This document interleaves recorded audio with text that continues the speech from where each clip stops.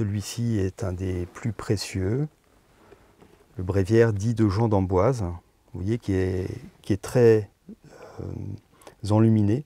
Dans cette chambre forte reposent les livres les plus précieux de la médiathèque des Silos, une réserve de 25 000 ouvrages qui, pour certains, ont plusieurs centaines d'années, voire un millénaire. La majorité a été confisquée à l'époque de la Révolution française et mise sous la main de l'État pour éduquer la population. On est ici dans un espèce de sanctuaire dans lequel on conserve, alors conserver non pas pour garder en secret, mais aussi pour transmettre aux générations futures. Pour ça, on maintient les livres dans un lieu qui est à la fois sécurisé, avec des alarmes, qui est un lieu propre. La lumière également, la plupart du temps ce local qui n'est pas accessible au public est dans le noir. Et puis évidemment le climat. Ici c'est comme dans une bonne cave, on maintient les livres à une température et à un taux d'humidité constant pour éviter que les livres ne s'abîment. Cette collection de livres anciens a permis en 1803 de faire passer une loi et de créer l'une des premières bibliothèques municipales.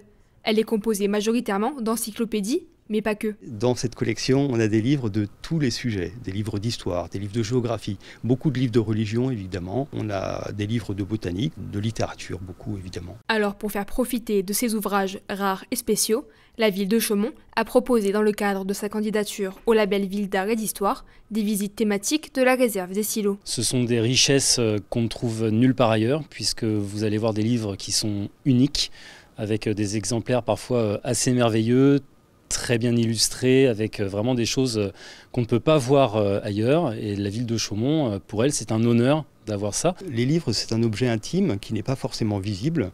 Pour les questions de conservation, on est obligé de le fermer dans un endroit qui n'est pas très accessible au public.